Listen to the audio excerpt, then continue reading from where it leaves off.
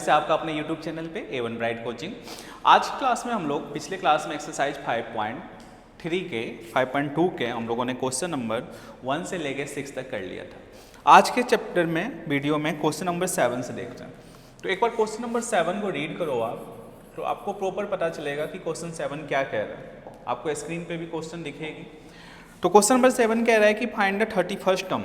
जैसे जैसे जो टर्म दिया हुआ है वो हम लिखते जाएंगे। 31st टर्म हमसे पूछा है, वो लिख लिया। क्वेश्चन में 11 टर्म दिया हुआ है, A11, ये दिया हुआ है 38। फिर क्वेश्चन में जब आगे बढ़ोगे तो 16 टर्म दिया हुआ है, A16, ये दिया आपको 73। ठीक है। अब देखो यही तो जो इन्फॉर्मेशन गिवन है इसी से हम क्वेश्चन लगाएंगे। जैसे कि आप सपोज करो कि A11 है, तो A11 की जगह हम लोग क्या लिख सकते हैं, A + 10D = 38, ये आपका फर्स्ट इक्वेशन।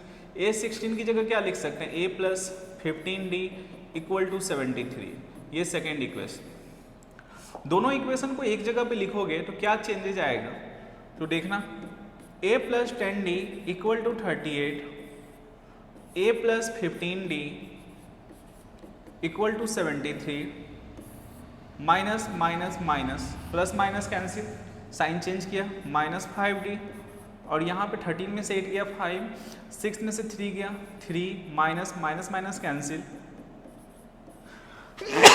सॉरी 35/5, 5 7 जा 35, D की वैल्यू अपनी कितनी आ गई, 7 आ गई। किसी एक इक्वेशन में पुट कर दो। तो यदि हम इसे फर्स्ट इक्वेशन में पुट करते हैं तो A + 10D = 38 है। A की जगह पे A 10, D की जगह पे 7, 38, A 10 × 7 70 = 38, A = 38, ये 70 इधर आके माइनस हो गया, तो A की वैल्यू 10 में से 8 गया 2, ये 6 बचा, 6 में से 3 गया 3, साइन माइनस का, तो A की वैल्यू अपनी आ गई, D की इतनी आ गई। हमसे क्या पूछा हुआ है, 31st टर्म। तो 31st टर्म की जगह हम लोग लिख सकते हैं A + 30D। अब A आ चुका है -32, 30, और D आया था हम लोग के पास 7, -32, 7 3 जा 210, 10 में से 2 गया 8, ये 10 में से 3 गया 7, 2 में से 1 गया 1, तो 31st टर्म कितना आ जाएगा, 178। तो बिल्कुल ऐसे ही क्वेश्चंस आपको लगाते रहना है सीरियल वाइज पैटर्न में। अब क्वेश्चन नंबर आते हैं 8 पे। क्वेश्चन नंबर 8 क्या कह रहा है कि an AP consist of 50 terms. Total AP में 50 टर्म्स हैं, जिसमें थर्ड टर्म दिया हुआ है 12, और इसका लास्ट टर्म बोला है कि लास्ट टर्म जो है एपी का वो है 106। तो टोटल 50 टर्म्स है, तो लास्ट टर्म क्या होगा, A50। A50 की जगह हमने क्या लिख लिया, 106, और हमें निकालना क्या है, हमें निकालना है फाइंड द 29 टर्म। तो 29 टर्म निकालनी, तो A29 ये फाइंड करना है। अब आप देखो, just like previous questions, A3 की जगह पे हम लोग क्या लिख सकते हैं, A + 2D = 12, first equation. A50 की जगह क्या लिख सकते हैं, A + 49D = 106, ये आपका सेकेंड। दोनों को एक जगह लिख के A + 2D = 12, A + 49D = 106, minus minus minus, A और A कैंसिल, इसमें से माइनस हुआ 47D, 6 में से 2 गया 4, 10 में से 1 गया 9, 94, माइनस माइनस कैंसिल, D की वैल्यू 94/47, 47 2 जा, तो D की वैल्यू कितनी आ गई, 2। किसी एक में पुट कर दिया, A + 2D = 12, तो A 2, D की जगह 2 = 12, A 2 2 जा 4, 12, तो A की वैल्यू 12 - 4, तो ये कितना आ गया, 8 आ गया। तो अपने पास A की वैल्यू आ गई 8, D की वैल्यू कितनी है, 2। अब हमें क्या निकालना, 29 टर्म। तो 29 टर्म की जगह क्या लिख सकते हैं, A + 28D, A की जगह पे 8, 28, और D की जगह पे 2, 8 2 जा 16, 1 कैरी, 2 2 जा 4, और 1 56, 56 + 8 64, ये इसका आंसर आ गया। तो बिल्कुल ऐसे ही सिंपल टाइप का क्वेश्चन है, आपको बस ध्यान रखनी है कि क्वेश्चन पूछ क्या रहा है। Move to our question number 9।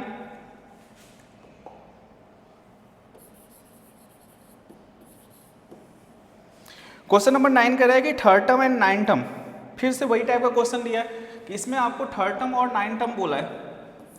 तो थर्ड टर्म दिया हुआ है कितना, थर्ड टर्म दिया है आपको 4, उसके बाद नाइन टर्म जो है वो दिया हुआ है आपको -8।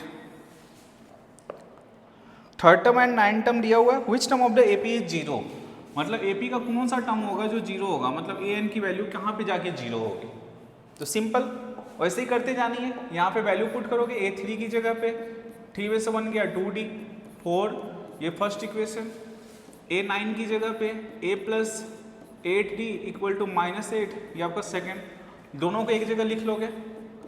A plus 2D equal to 4, A plus 8D equal to -8, minus minus और यहाँ प्लस, साइन अपोजिट होता है, यहाँ माइनस है तो प्लस हो जाएगा, कैंसिल 8 में से 2 गया, -6D, 8 और 4 12, तो D की वैल्यू आ गई आपको 12 बाई -6, 6 to 12, तो D इक्वल टू आ गया आपके पास -2।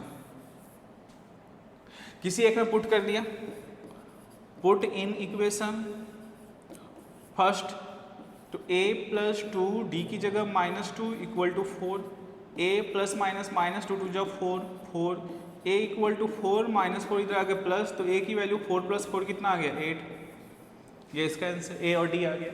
अब हमसे पूछा है कौन से टर्म पे जाके ये 0 होगा, तो A n की वैल्यू 0 ले लिया, तो A n-1 D equal to 0, A की वैल्यू 8 आई है, हमें टर्म पूछना है और D हमें आ गया -2, 8 प्लस और माइनस -2n, माइनस माइनस +2, 8 और 2 10, -2n इधर आ गया प्लस, तो n की वैल्यू 10/2 कट किया 2 5 या 10, तो n की वैल्यू कितनी आ गई 5। तो फिफ्थ टर्म पे जाके आपका n टर्म क्या हो जाएगा 0 हो जाएगा। तो देख रहे हो आपको कैसे तुरंत तुरंत आंसर निकल रहे हैं, बस चीज़ों को कॉन्सेप्ट तो वही रहेगा, उन्हीं को ध्यान रखना है।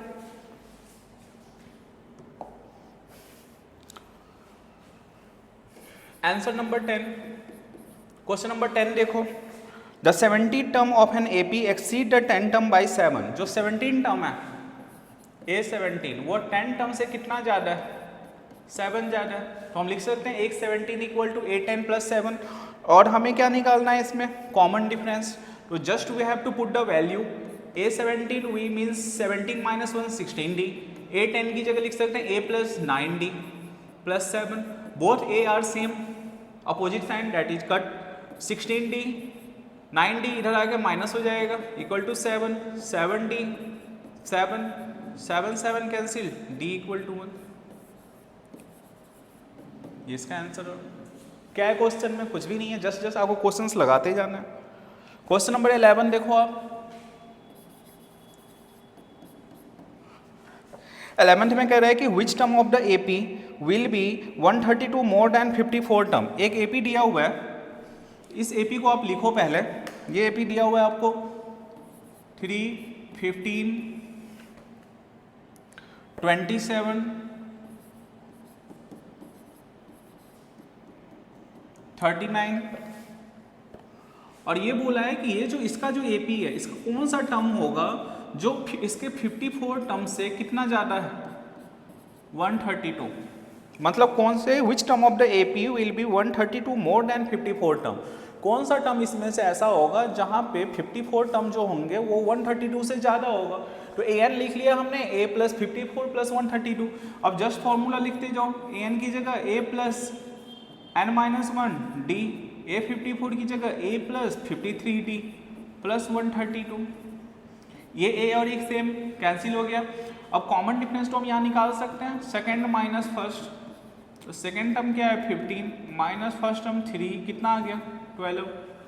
तो अब यहाँ पे हम लोगों ने n-1 d की जगह 12, यहाँ पे 53 इस d की जगह 12 + 132। अब देखो ये 12n - 12 इनको मल्टीप्लाई करोगे, 53 12 3 2 या 6 5 2 या 10, 3 1 जा 3 5 1 जा 6 3 636, तो यहाँ पे 636 + 132, 12n 6 और 2 8 3 3 6 6 और 1 7 -12 इधर आके प्लस 12n 8 और 2 10 6 और 1 7 और 1 8 780 n की वैल्यू 780/12, 6 2 12, 3 2 6, 9 3, 3 2 6, 2 1 2, 2 9 18, 2 5 10, 3 6 18, 3 5 15, तो n की वैल्यू यहाँ पे कितनी आ गई 65। मतलब 65 टर्म पे जाके वो जो वैल्यू होगी वो उससे कितना ज़्यादा होगी 132 टर्म्स ज़्यादा होगी। तो बस बेसिक चीज़ें दी हुई हैं, उनको सॉल्व करते जाना। क्वेश्चन नंबर 12 अब देखो,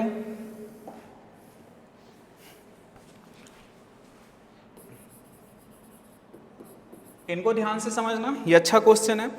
the two AP have the same common difference, दोनों AP का कॉमन डिफरेंस सेम है।